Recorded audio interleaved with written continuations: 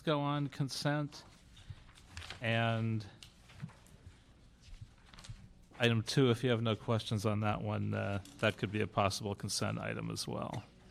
Okay. And number 2, you said? Yeah, number 2. Yeah, that's right. Okay, so we'll make number 2 and number 6 consent items, and those 2 would pass without objection. So let's start with item number 1 and ask the CAO to come to the table to report. Item number 1 is a mayor memorandum. This is relative to the exemption of one revenue manager position for the CAO. Good afternoon, honorable members of this committee. My name is Maria Gutierrez. I'm with the City Administrative Office.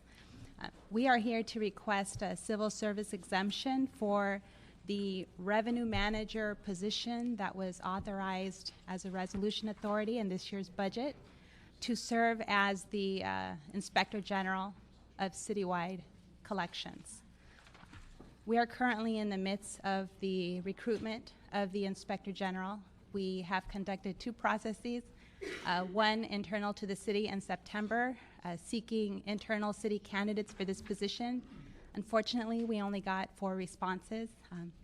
We then proceeded to open this opportunity to external city candidates, and that is why we are now seeking a civil service exemption for this position so that we have the flexibility to appoint the best candidate possible, whether that candidate be internal to the city or external to the city.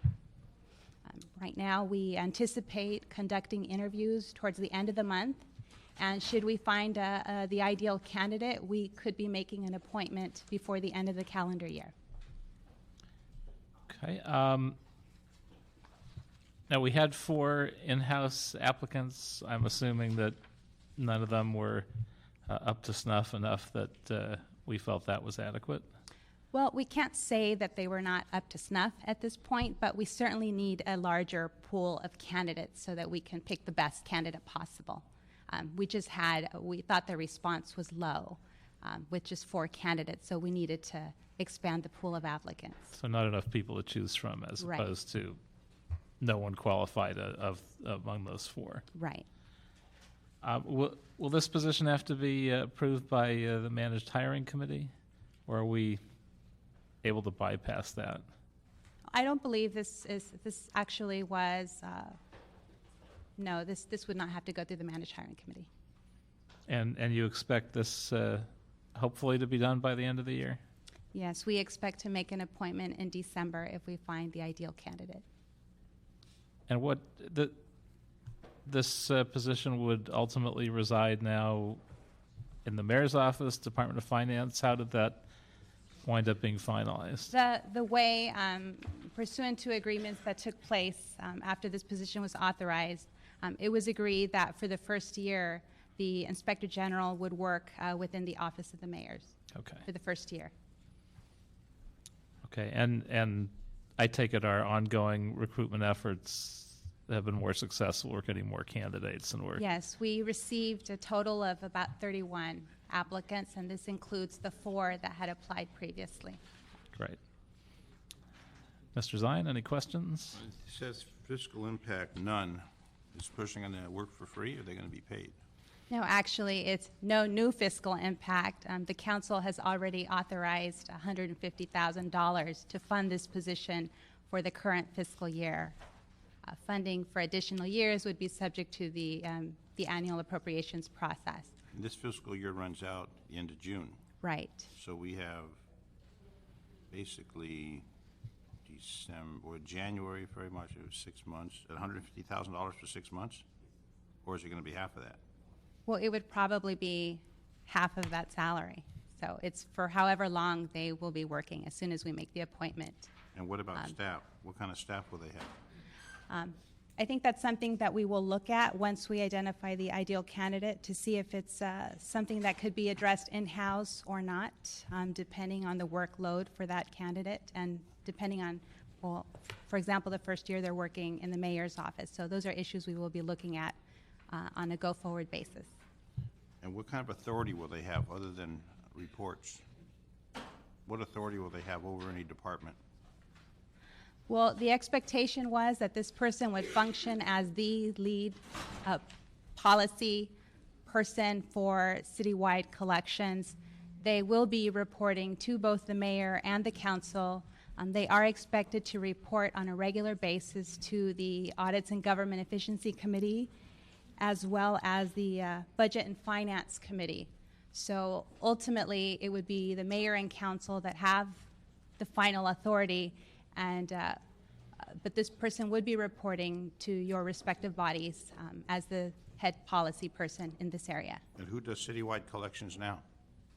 Oh, the task has been it's been assigned to the Office of Finance.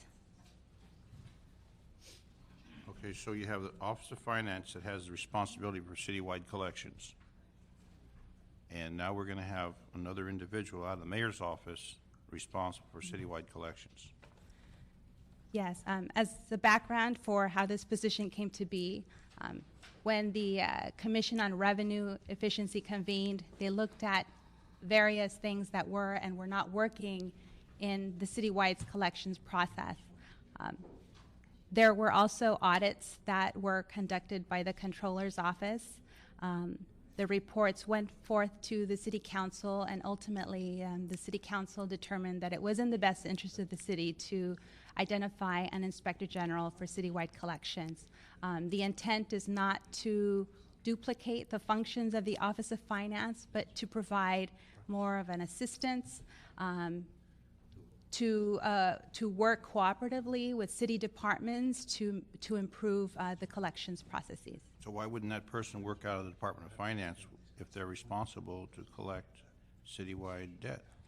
That was an option that was considered, but as part of our consultation, our working on this, how this position, the scope of this position, it was determined that with the mayor's executive orders on the citywide collections processes, that they could work for the first year in the mayor's office to kind of have that extra weight,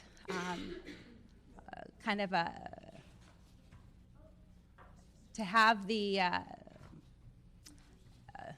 like the blessing of that department, to have the enforcement, the executive directive enforcement opportunities. So it's Why can't the mayor do that with his current authority? The Well- executive powers of the mayor. Why couldn't he establish this in his office at his direction? I can't speak for the mayor's office on Well, this, not necessarily. but I couldn't. Well, see, I would ask the mayor's office to speak on that issue. Are they here? See, my concern is, we have a Department of Finance that collects the money. And if we want to have them collect the money, we should empower them to collect the money. I find that this particular position, at a salary of $150,000 a year with whatever staff, is additional expense to the city. And what authority they have to go out and actually collect the dollars, like the $23 million that are owed to us from the parking lots that haven't paid their share, or the people who are delinquent in paying the city for a variety of services. I have a real problem saying we're going to find a new position out of the mayor's office when the mayor's office has a number of folks that are assigned to the mayor's office. And that this, I mean, like the police department handles crime, fire department handles fires, and paramedic service. And that's what they do. The Department of Finance collects the money. And I'm trying to figure out how this person out of the mayor's office is going to have influence, since they're not really a collection agency. They're not going to go out there and have the person write a check that's delinquent. I'm trying to figure out exactly what they're going to do. You have a controller that shows the debt, who writes the checks. I just think that we're adding another layer, and the city's facing $250 million deficit July 1st, and we're adding another layer of bureaucracy and red tape. When in fact, if we have the Department of Finance hold them responsible, and if we want to put a person there to go out there and collect the money, I don't think we have to have any more policies. The bottom line is, people owe us money. if this person would go out there and collect the money, but that's not what they're going to do. I have a real problem establishing more government. Well, Because it doesn't make sense. with all due respect, it's the mayor's office, I think, is where this landed, but this is a council-generated policy. And they were never. It wasn't unanimous vote. Was not a unanimous vote, but it was pretty damn close. No, it wasn't. And, Far from. and it was, the concept is not that they be the ones physically collecting the money. It's that they be the ones watching the places and identifying the places where we're still screwing it up on a policy basis, and what things we need to streamline things. So why isn't that out of the Department of Finance, which has that responsibility? Because they haven't succeeded in their Then responsibility. maybe we should change the personnel in the Finance Department to do their job. I think I as think we cover it up, it doesn't solve the problem. I think as a practical matter, having someone out there whose only mission is to identify the problems that still exist in the process and push to correct them, and actually having them in the mayor's office, which is a place where they'd have some clout, I think it's a positive. I don't think there's anything that city staff can tell us about this that's other than where we are in the process and let's keep moving it forward. Well, I think we're delinquent in collecting fees. People have scammed the city for a long time. They continue to do it, and I don't see this particular position generating any kind of real interest other than maybe a policy or let's do this, let's do that. The one who collects the money is the Department of Finance. And that's where I think we need to focus our attention with the department that does it. If the LAPD is not doing their job, we're not going to go out and hire another police department. We're going to hold them responsible to do their job. I just find this another layer of government. But we using that example, we've had outside entities, in fact, an inspector general, somewhat like this, to take a fresh look from the outside and actually greatly improve the police department. And I think it's largely the same thing, a fresh look, someone whose job is not to actually be in the weeds and dealing with the nuts and bolts of the issues, but take a look from 30,000 feet at what we're doing and seeing how we can change it. I think that's the thing we've had missing in our process, and part of why we waste tens of millions of dollars at least, because we've never had someone just focused on making those changes. Well, I still think that the mayor has executive authority, executive power, and the charter gives the mayor great discretion in department managers and what they do and how they perform. I just think that it's another layer that will not be able to really change a whole lot of things. And as far as staff, what kind of staff? It's, again, additional expense on a budget that's already in the red. Well, we're not approving staff. We're not committing to any staff. All we're doing is approving an exemption request. I understand Do that. we want them exempted? Do we not want them I don't have any exempted? problem with exemption and put them in. That's all that's before us. Well, I understand what's before us, but the position itself, I don't see the position itself generating any kind of additional revenue for the city of Los Angeles. That's what I see. And I don't think we need more reports and more documents. I think the bottom line is we need somebody to go out there and actually collect the money, whether it's $23 million from parking lots or something else. So I will respectfully vote no, because I don't think it's On the exemption request, on the well, which is what's before us, not the policy. yeah. I mean, how do they hire this person? Well, see, it They was have supposed to, to they be. have to drag their way through the It was process, supposed or to do they be- get an exemption It was request? supposed to be an inside, it was supposed to be someone in the current city family. It was supposed to be a current, out of the 30-plus thousand city employees, supposed to be one of the city employees, not go out to the outside and bring somebody in. It was already supposed to be, and the original agreement, as I recall, was it was a position that is currently in the city family.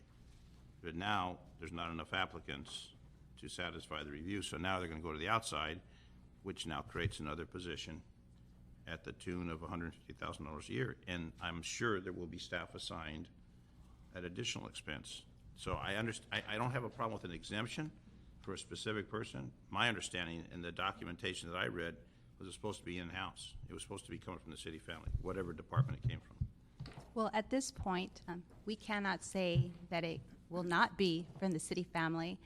It could be that one of the city applicants is the best qualified candidate, but we felt that we owed it to the city to go out and find the best and the brightest possible. And in order to do that, we needed to open up the process to outside applicants as well, to provide that pool. That was never stated or disclosed in the original conversation. It was always that it would be somebody from the city family and that they would be assigned to the CAO's office. That was the original intent. And then somehow now it's out of the mayor's office, and now we're broadening out to the horizon of Los Angeles and parts. Maybe Mr. Parks has some comments on that. And I was been involved with this a little bit, but I think what happened was that we initially thought, once it was approved, that we would find somebody inside and quickly get them to work. And I think we had at least 3 or 4 people that declined, which then made it a situation to go outside and find a person. And I think it's something that we've asked and answered for at least the last 2 years, that we're going to create a position to help the city collect this revenue while we're fine-tuning the financial management and all the other systems. And so, again, it's being exempt is in the benefit of the city to exempt the position. And even when it was viewed as being an internal position, there was always a view that the person would be paid at a rate of pay that's being articulated here, and wherever they came from, that department would have to replace them. So it was never going to be a position to where a person went to this job and basically was taken on loan or something to that effect. And so it was always an intent that would have its own pay scale. And wherever they came from, they would have the ability to backfill and replace that position. So I think we've been at this for a while, and I think from the improvements we've seen in Office of Finance, they do need assistance to ensure that departments are complying with Executive Order 5, and that a variety of things are occurring on the paramedic billing to stop reporting things that are not real bills, along with also transportation. I think it's also critical for this position to be in place, particularly as LADOT gets ready to start their RFP process to get either the same contractor or a new contractor on board for the next 3 to 5 years in collecting our revenue for enforcement. And so I think It says in the agenda, exempt 1 revenue manager position for a city administrative officer. yeah. It doesn't say mayor's office. So No, it has was- it now been modified? No, Pardon me? That's where the resolution authority is. It's in the CAO's Yeah, office. it's always been the CAO's office. I know. Well, I thought they were going to work out the CA's office, but now they're not going to work out the CA's office, they're going to work out the mayor's office. It should read position for the mayor's office. Well, if it's in the mayor's office, then we would need to request the exemption. That's why the exemption It's is. in the CAO's office, right? The authority is in the CAO's office.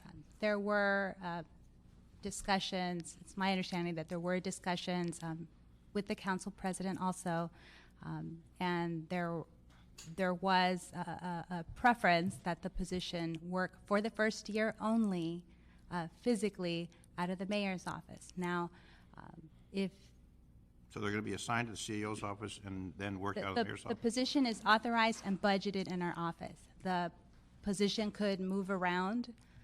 It's just an issue of where it is housed. If the council determines that that's not the direction they want to go in, then that's something that could be addressed also. But didn't the council approve it in the CAO's office? Yes, it is in the CAO's I mean, office. not only the authority, but the person would be working for the CAO. Yes, Okay, But that's changed. that is true. well, not if the council hasn't changed their vote.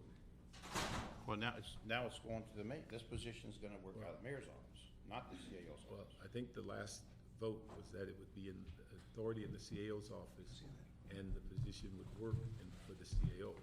And so if someone in the council changed it, it's a matter of correcting it when it comes to council.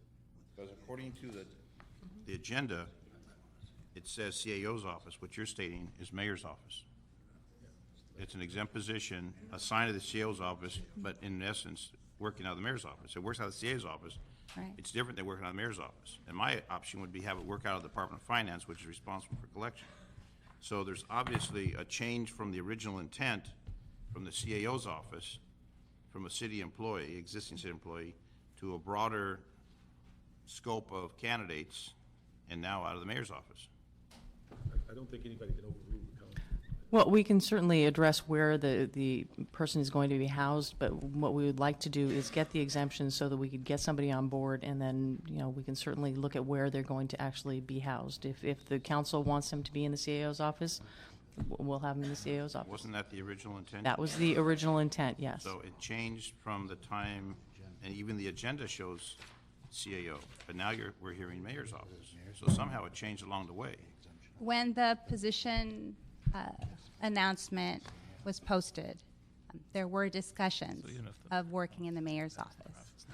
It was advertised as such, that for the first year, the person would work out of the mayor's office.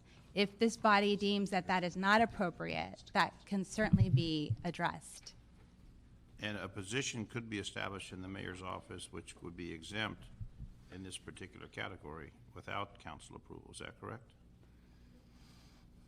In fact, if the mayor wanted to establish this particular revenue manager position out of his office with an exempt position, he has the executive authority to do that out of his.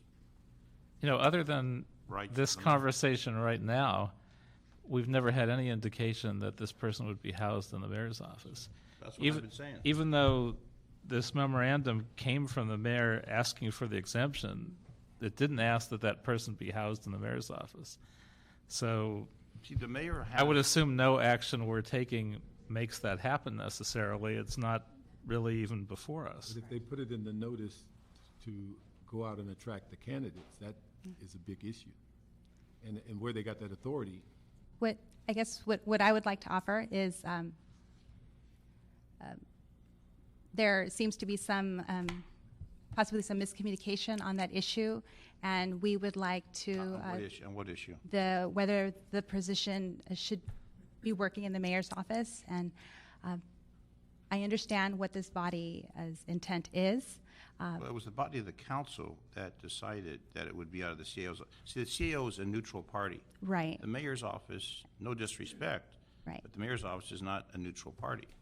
And the CAO and the CLA are basically what we consider neutral parties. Right. And I think that was the reason why it was intended to be that way, other than the mayor has the authority to establish a position in his office with his personnel and say, you're going to do this, and report to me.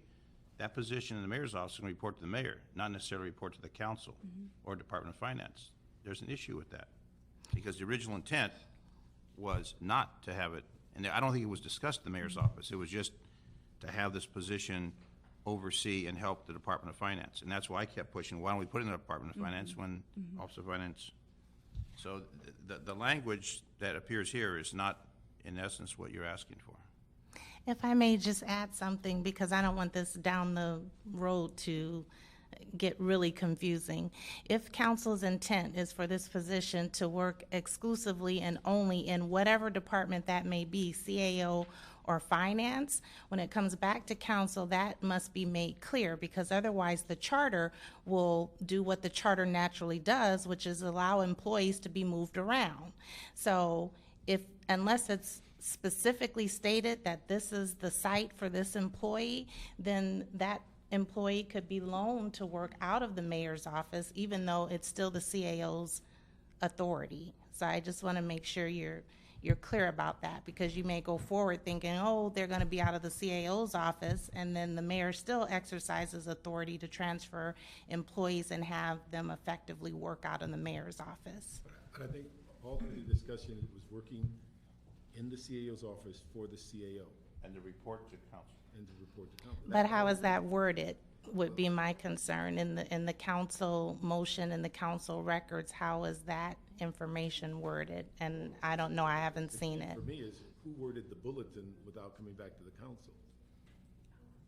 And the agenda says CAO's office, doesn't say mayor's office. It says a position for the CAO. But not the I mayor. think the point that I want to make is that even as it's worded, CAO's office, the charter allows employees to be moved from department to department. So even though it says CAO, that would not prohibit a transfer later of that same employee working out of the mayor's office or working out of the Department of Finance. So if you don't want that to happen, I think you need to have more clarity in the language in the motion, however it was drafted, to address that issue. So at what point in the process should that clarity be provided? Before the position is finally approved, Can we put it as an instruction in this committee report? certainly. But that will still ultimately go back to full council. So, So do we want it in the CAO's office, or the mayor's office, or the Department of Finance? And the intent of the council was the CAO. CAO. I mean, honestly, I don't think the mayor's office even was really contemplated. So I don't know that we had an affirmatively negative discussion on it, but I think at least when it was discussed in council, the expectation was that it would wind up in the CAO's office. So And I think a lot of the I'm discussion- fine with keeping it in that direction. But a lot of discussion also in this committee and others is the mayor's office has not been diligent about Executive Order Number 5, which is one of the shortfalls of the whole system. And that position was supposed to be one of the levers to get general managers to comply. So that was why the CAO was viewed the most appropriate. And is this a limited term position? Yes, it's a resolution authority, so we'd have to reauthorize it It's for next year. So, or it's a year position? yes. And how often are they supposed to do reports back to the council? Or to the committee, I'm sorry, which would then go to the council? Well, it's regularly. I would think that that could be considered quarterly.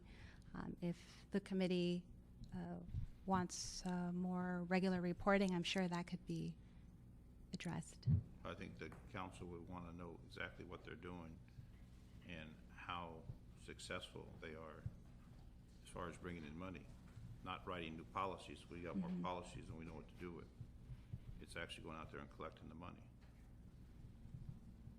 So you want to have it clarified, Mr. Chair? I think I would entertain a motion to move the item with clarification that the position would remain in the CAO's office, if such a motion were to be made. And then it would be for a one-year period of time. Anyone care to make that motion? Otherwise, I'll make it. I'll second that motion. Okay. Now All that right. we've got clarification All right. from where we began. All in favor? Aye. Aye. Okay. So that motion is passed with that amendment. Thank you. Thank you. Okay. Mr. Parks may want to vote affirmatively on consent items 2 and 6. Yes.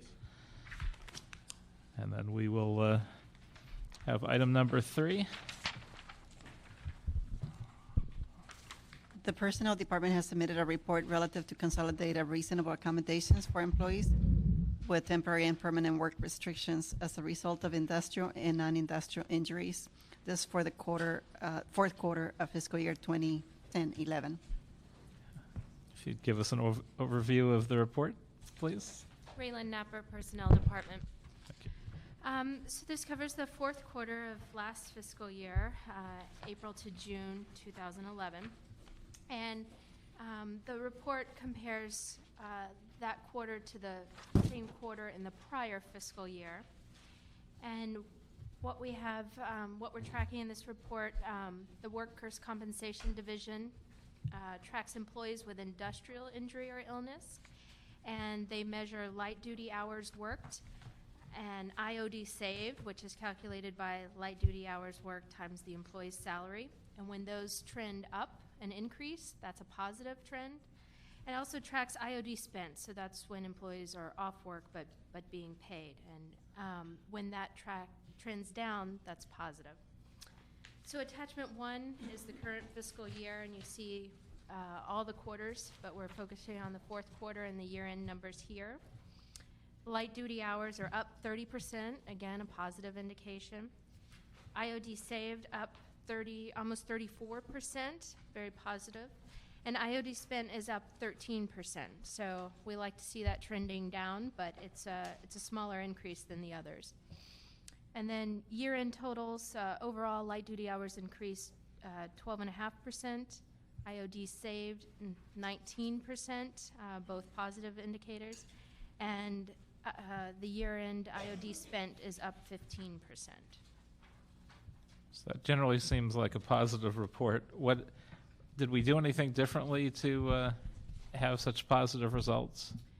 The Workers' Compensation Division tracks things really accurately and has, been working the light duty program aggressively, including with the third-party administrator. And we have some members from the division here if you have more specific questions. I don't. Mr. Parks, do you have any questions? No, thank you. Mr. Zion? Numbers look good. Okay, well then we will, without objection, note and file that report. Thank you. Thank you. And item number 4. This is the Personnel Department report relative to activities undertaken regarding the recruitment and selection of qualified police officers. This is for the period July through December 2010, and the Public Safety Committee has recommended that council note and file the report. Okay, if we could have a report also. Good afternoon, John Dunlop with the Personnel Department. And good afternoon, Captain Rigo Romero, the Commanding Officer of Recruitment and Employment Division. Just briefly, this report reflects the recruitment efforts for the period of July through December of 2010. It reflects various recruitment efforts such as monthly seminars, community events, career fairs, and pocket tests, college events, and military recruitment. And the Personnel Department and the LAPD worked together collaboratively and creatively over that period, as well as continuing today, in order to meet the attrition hiring goals of the LAPD. So how are we doing? Are we keeping up with what we had hoped? We are, absolutely. We still have to attract a significant number of folks, about 860 per month, in order to keep the hiring flowing. So, but we're successful in doing that through Captain Romero's group. We're testing and keeping attracting a sufficient number of candidates. Well, you actually picked up one of my daughter's friends in the pool, who has been an officer for the last few months, which is interesting enough, and enjoying the job. So, Excellent. Any questions, Mr. Zion? The attrition, has attrition slowed down from past years? People who are retiring, not being forced out on drop? Attrition has. Okay. All right, you can take the captain's chair, just push him aside. I'm his boss, so it's okay. Oh, I'm his boss. Yes. Excuse me. Gloria Gruby, Command Officer, Personnel Group.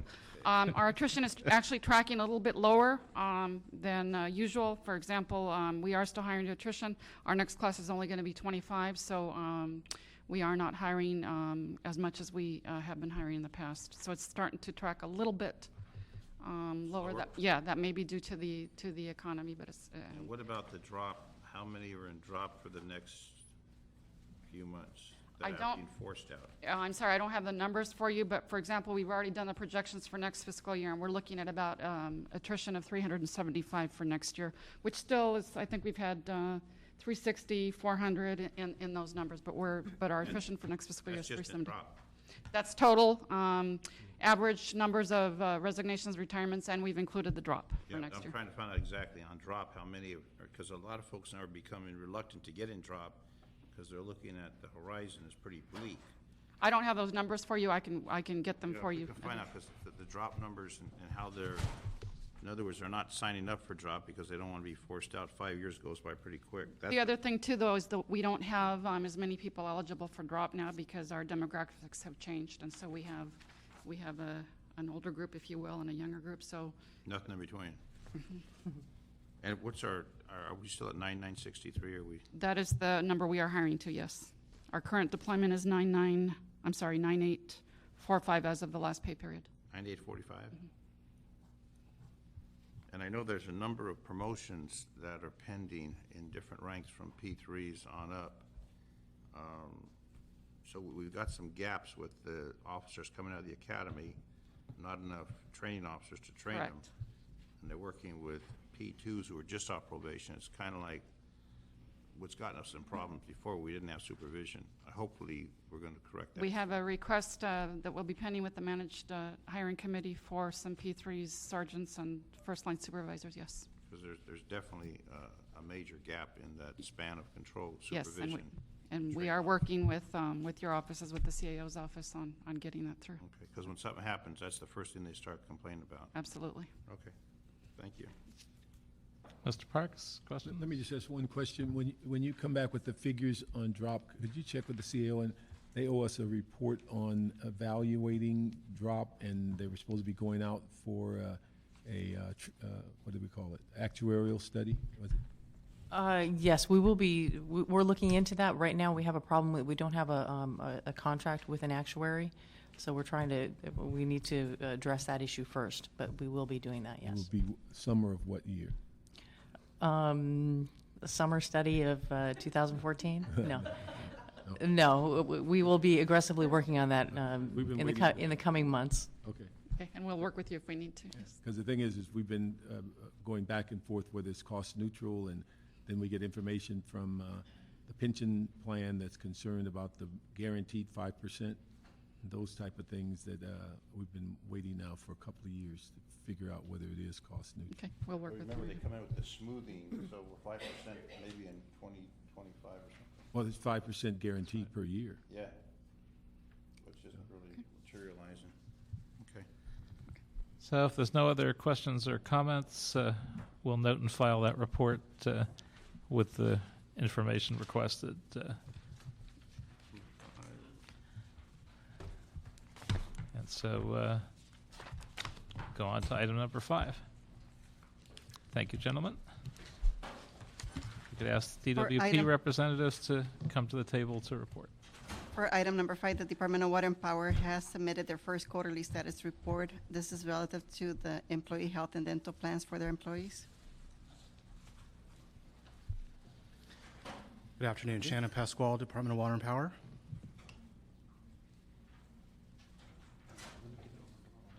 And if you'd like to give us a report. Sure. The first quarterly report was submitted on September 7th, and it was in response to a couple of things, one of which was the council motion that was adopted on June 22nd. So there was a number of issues that we were asked to address specifically. The first issue was the issue regarding submitting an RFI to be sent out, which was done. It was sent out on August 26th. We got the results back, and we used the information that came specifically from the RFI to start developing the information that was going to be included in the RFP.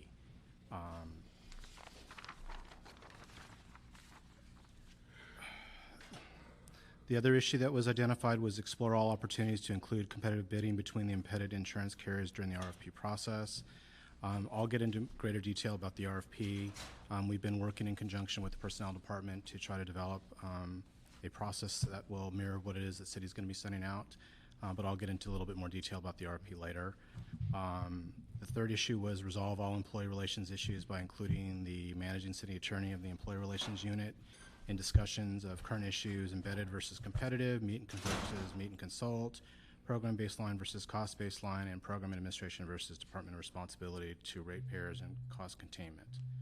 On August 12th of this year, we met with both Maggie Wayland and Zena to discuss a number of issues as it relates to this particular issue in hand, and I think we all walked away with a common understanding of a number of issues as it relates to this particular matter. The next issue that was identified was to reevaluate the current administrator regarding the effectiveness of its contract responsibilities. We've had ongoing discussions with the consultant that provides information to us as it relates to our health and dental contracts, and we're going to continue to do so as it relates to the RFP process that will hopefully be going out at some point in the not-too-distant future. The next area was the issue regarding meeting with the general manager to of the personnel department to model the city's approach, which we had discussions both on August 12th. We had a subsequent meeting on October 4th, and we just met just this Monday of this week to have some further discussions regarding the RFP process. And then finally, the issue regarding model the city's programs and current efforts of freezing retiree health care benefits and active employees, adding an annual contribution to future retiree health care. We've been working very closely with the Personnel Department to get information about how we can try to start addressing some of these issues. One of the other things that we started also having was meetings of the Joint Healthcare Committee, which is a number of labor organizations within the Department of Water and Power. We've had about 5 meetings with them since the beginning of August, and we've been discussing a number of issues regarding healthcare, dental care, cost containment issues, so forth and so on. And we're going to continue to meet with them every 2 weeks until we get to the part where the RFP has been issued, and then some decisions need to be made as relates to what the Board of Water and Power Commissioners wants to do in terms of changes going forward. Well, thank you, and I thank Mr. Parks for introducing the amending motion, which helped to clarify the actions of the Personnel Committee in looking at this complicated issue. No, I missed it. The RFP has not already gone out, right? Correct. So when do we anticipate it going out? We're waiting for some additional information, but we hope to have it out within the next couple of days or so. Okay, so does it still need to go to council for approval or no? No. It's going to go out specifically. What will come to council at some point is when we adopt, meaning the Board of Water and Power Commissioners, when they adopt whatever new health and dental plans are going to be going forward, that will come to council. The RFP itself doesn't go to council. Okay. Personnel staff have any input on this? Maggie? I'm going to defer to Alex Vasquez, Benefits Administrator. Thank you.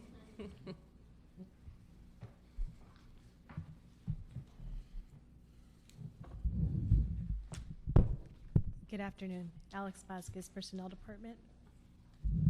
Maggie puts you on the front line. Well, as Shannon indicated, we have had a couple meetings with DWP, and they've asked us to provide some input on their RFP, and so I think we've had some very fruitful meetings and an exchange of ideas, and we've also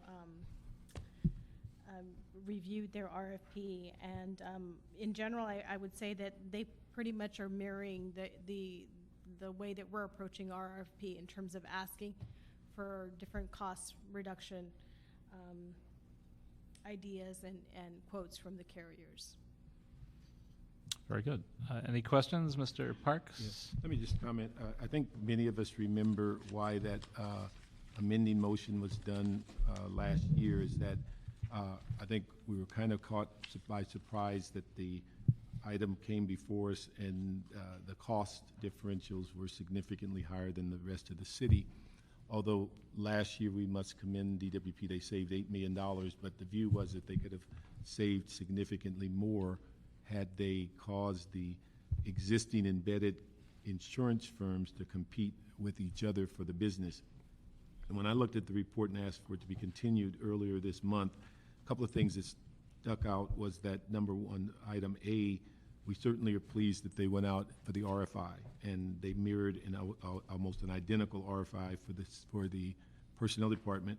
And if we monitor what Personnel Department has done over the last couple of years, or several years, with Maggie's leadership, is that they've, with all of the things going on in healthcare, they've held healthcare in a 10-year period to about 107% increase. DWP at the same period was about a 157 and climbing. And so on item A, we were pleased that the issue went forward on the RFI, but on the last sentence where it said that we were going to put the RFP out by October 2011, we had a subsequent meeting with the city staff and DWP and basically asked them not to put the RFP out until they design had design plan input from Maggie and her shop, and because that is where the input, if you don't put it out in the design plan, then you cannot later have the questions asked or look for issues in how you can save money. So this week, the Personnel Department will pretty much have their plan designed, completed. We'd like the Department of Water and Power to copy that. And we realize they have different thresholds in the sense of just on copay. Maggie's plan for the city Some of them at $5, $15 copay. In many instances, DWP has $0 copay. So there's different thresholds, but if we don't ask the question early on, what will it save us if we went to $5, $10, $15? And again, it's a matter of what gets adopted later. We will not know the savings. So that was the one thing we asked them to hold off until the DWP, till this week, until Personnel Department had finalized their design plan. On the second one, B, the issue there was that in the sense of Mercer, and whether we could have the leverage of having the embedded companies actually compete. I think the Zena 2 years ago told us that was appropriate. We found that in talking to the city attorney that's assigned to the DWP that everyone was in agreement, and I think the department added even more firms than what was embedded. So they've tried to expand, understanding that if the added firms had a better deal, they would have to then negotiate or consult, because the language in the contract limits their ability to deal with firms that are not listed in the contract. But yet they have decided to go beyond that just to see what the firms would respond. So we're pleased with B. On the issue of C, there are a number of things that are going to require a continued discussion because of the uniqueness of DWP in the sense of how they've dealt with the insurance and what's in contracts. And certainly we've resolved the embedded versus competitive. We found that it is not a meet and confer or meet and consult dealing with designing the plan. That's pretty well been resolved. The other thing is looking at the cost containment, and what we tried to relate to Department of Water and Power, if they're going to be coming to ask us to approve a rate increase anytime in the near future, one of the things I would hope that they are able to advise and convince the public that they're doing all they can internally to save all the money that they can. And so with C, the first step will be the new program design or plan design, but there's a lot of other issues that need to be resolved that will not hold up the RFP, but continued discussion needs to be held. The issue of D, they've complied with that, with having an upcoming RFP for Mercer. To me, and again, we were told during the last meeting that Mercer had, what they felt, done a good job, but in the past, management had not listened to some of the cost containment ideas. The reason I put that in the motion was that it was unclear how Mercer could give the city of LA significant cost reduction strategies that maintain their cost a little over 100% in 10 years, but yet DWP's was 157. And so we just didn't believe that whoever was handling Mercer's account with DWP was was concentrating as much on containment as we'd like. And so that's why we asked, and they've complied with going out for an RFP at the conclusion of the contract. On E, they've met with the city attorney and personnel.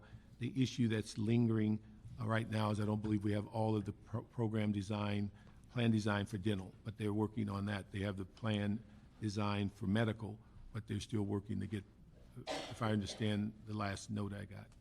No, I think we're pretty well much on okay. board with Then everything right that's now. progress. Then if we have dental, then we're in good shape there. The last thing on F, in general, if I understand it, city must go through the joint labor management committee. DWP does not have to do that. We have the joint healthcare committee. Healthcare, okay. Right.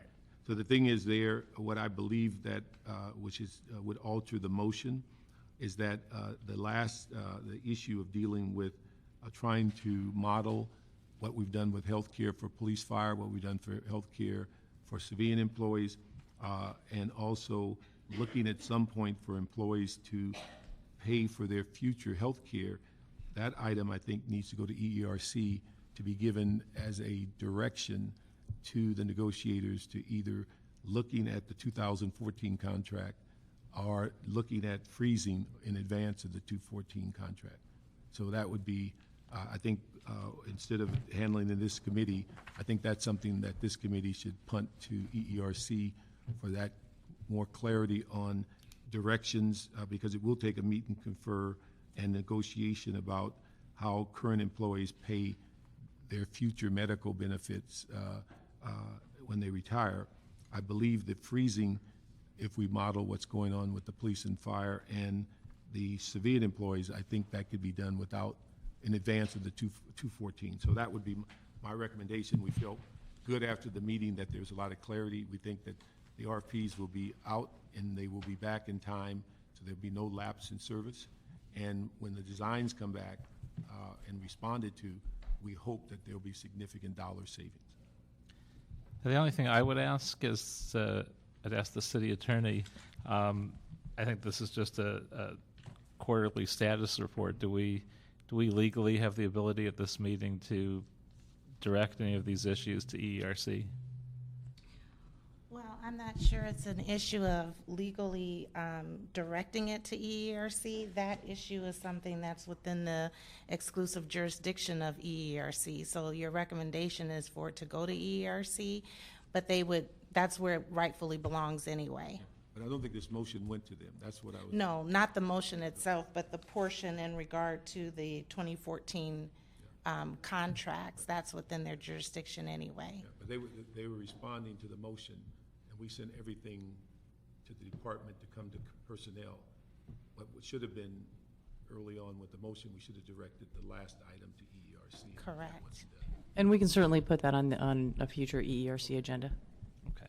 So we can do that without a motion, to just give that informal direction. Mr. Zine, any questions? Well, you're talking about MOU issues, the issue on F to have it compatible with the other programs on the retired healthcare, et cetera, that is an MOU issue, correct? Yeah. Yes. So that needs to go through negotiation. EERC. EERC. You got to give them direction before it can. And that contract's up 2014? Correct. Yes. Well, the local 18 contract is up. The local 18 contract is up on 2014. We have a number of contracts that we are now negotiating with other bargaining units within the department. But in terms of IVW's contract, their contract expires in 2014. And how does this healthcare situation work with everyone else? In what sense? In the contracts and the discussions? Well, I think we're all going to have discussions about what we can do collectively as a department to maintain and try to come in with as much cost savings as possible without having to, change the benefit structure such that it's going to be consistent with what we have today. I know that Mr. Nichols is very committed to trying to do as much as he can wherever he can for cost savings across the board, whether it's health and dental or things that he's doing internally in the department to cut the budget. He's doing that. We are having discussions with the other labor unions right now in terms of ideas for how we can address this going forward, which is why we're doing the Joint Health Care Committee. So far, so good. All right, so all this does is go to ERC for further discussion. This aspect of it, that one particular aspect is what needs to go to ERC. And then from there it goes to negotiation, okay. Are there any other options for it? This particular issue here? Well, but it's going to affect a lot of employees, not only this. Right. No, it does appropriately have to go through the ERC because it does impact MOU negotiations. It does impact current employees, and to the extent it's going to impact future retirees, it does need to go appropriately through that committee first. So I guess the appropriate motion is to note and file the DWP report with I guess the informal direction that the items that we discussed that should go to EARC that we ask that be considered there. Right, and we're going to come with additional reports. Our next report should probably be coming to you sometime in January. So we'll update you to where we are at that particular point, and then obviously we'll have something coming to you in March or April, and then at some point the contracts will be coming to you for the health and dental contracts. Thank you.